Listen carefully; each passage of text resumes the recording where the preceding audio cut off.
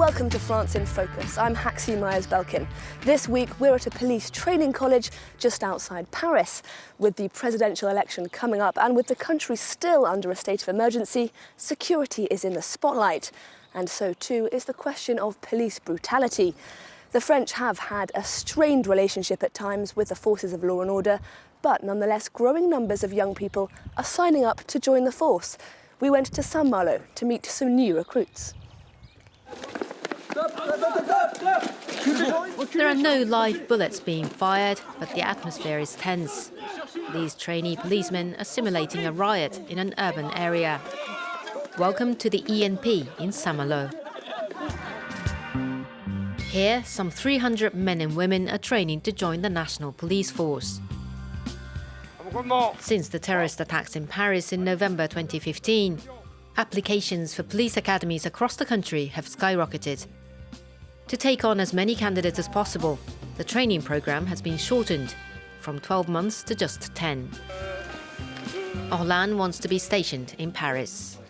I do have some apprehension, not necessarily fear, but yes, I do find it daunting. I wanted to join the police force not because of what I saw in the news or the current situation, but the attacks reinforced my motivation. I used to be in the army. I've always felt the need to help others and to serve my country. Why do I want to join the police? Because I feel useful. I want to be useful to our society. The goal is to prepare them for real-life situations. Here they're handling a clash that has broken out in a volatile district, where a crowd set a car ablaze. Those wearing a red jacket play the role of stone-hurling rioters, using tennis balls. The trainee policemen learn how to coordinate with the fire service, position themselves and take cover, and escape if necessary.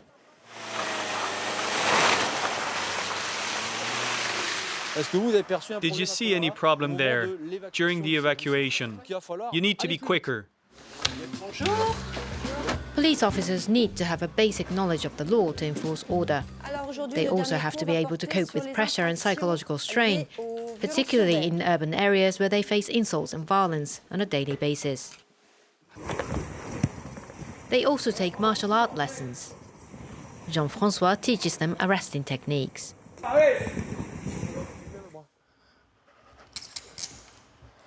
Avoid holding him too tight and talk to him. While keeping him under control, you say, calm down, sir, and just try to relax his muscles. You keep talking, making sure he continues to breathe. This group is coming to the end of their training program. In just a few days' time, they'll be dispatched to police stations across the country. Most of them will go to areas around Paris for at least 8 years. Their starting salary, less than €2,000. We're about to witness a police training exercise where students are going to be put in a situation they're likely to encounter in the real world. And joining me is Nathalie, one of the teachers here. Hi Nathalie. So what's going on today? What's the plan? Aujourd'hui, ce sont des simulations sur le thème des perquisitions. Donc, ils ont eu le cours théorique et aujourd'hui, on va passer la mise en pratique. Ils vont apprendre à régler une perquisition en respectant les règles procédurales, chercher des objets, gérer des personnalités, ainsi que des services extérieurs, tout en respectant les règles et être un policier compétent.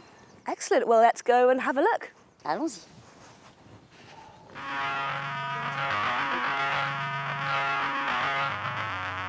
Vous allez perquisitionner le domicile de Chichon-Paul. Vous avez vendu 2 barrettes de résine à un acheteur. Monsieur Chichon, on va aller perquisitionner votre domicile à la recherche de stupéfiants. Vous n'avez pas d'armes chez vous? J'ai pas d'armes. Vous n'avez pas d'explosifs, rien de dangereux? Rien de dangereux. Police!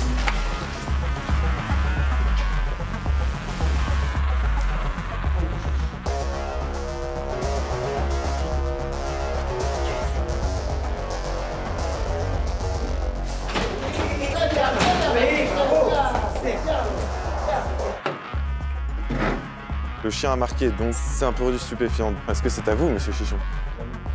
Vous l'avez jamais vu. Je le saisis, je le place sous scellé.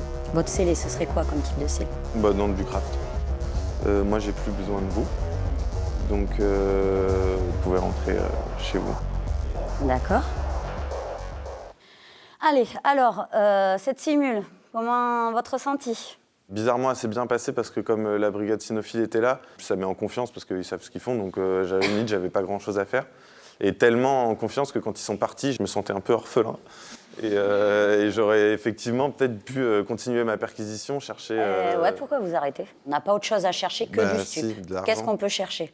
L'argent, ouais. L'argent et puis effectivement tout le matériel qui sert à... donc quoi, par exemple? Des balances. Balances. Vous pouvez continuer. Bon, vous l'avez choisi de ne pas le faire, ok, c'est votre choix.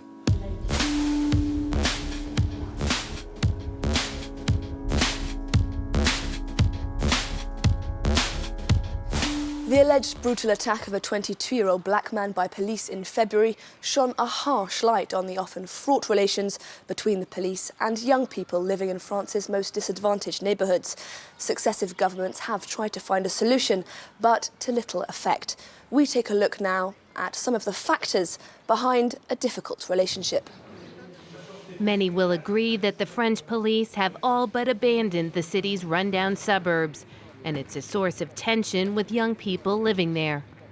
There is a gulf between the two, no doubt. In many working-class neighborhoods where there's no longer contact between the young people and the police. The police intervene occasionally when there are incidents and then withdraw immediately. Patrice Bergougnoux was one of the architects of the community policing program that was axed by Nicolas Sarkozy when he was interior minister in 2002. The program, hailed by some, criticized by others, still inspires heated debate 15 years later. The government at the time wanted to make it a widespread practice right away to give the impression that we had blue everywhere and that it was effective everywhere. But we used a constant workforce to put the program in place, which ultimately proved to be a failure. This community police force was the first to produce results. It was much appreciated by the people and their representatives, the elected officials, and especially the mayors. Before there were community police officers, there were beat cops who walked the same neighborhoods day in and day out. They knew the residents, and many were also from the same towns. No longer around, many localities are still dealing with the consequences of their demise. But some unions feel even the permanent presence of police officers is not enough to foster better relations with young people. We cannot set up community police without dealing with the issue of delinquency. We have to go back to the fundamentals, putting social services in place beforehand to intervene with the kids who've been left to their own devices in these tough neighborhoods. Then we can re-establish a police force that works closely with the local people. That will be there for a long time and will provide solutions in terms of prevention, deterrence, and if needed, crackdowns. Police unions have also denounced the relative young age of many of the officers sent to these neighborhoods. High turnover is another big problem. Many of those working there seek a transfer after only 3 or 4 years. For decades, the government has tried to address the challenges posed by these areas, but with little success. Now, the debate appears to have stalled. We're here at the Police Academy's Lecture Theatre, where students learn about everything from how to carry out a terror raid to how best to investigate a road traffic accident. But in the real world, there'll be more mundane tasks too. In fact, some police officers complain that their time is increasingly being wasted with excessive paperwork and surveillance that doesn't even need to be done. In this high-end area of Paris, this foreign diplomat's house is under high surveillance. 24 hours a day, 2 policemen are there, equipped with assault rifles, but more often than not, the residence is empty.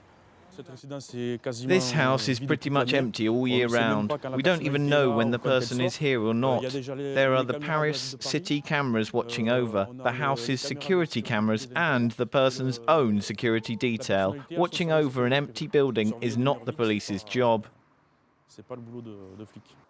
Useless tasks, or tasks they say aren't part of their job description, that is what frustrates police officers.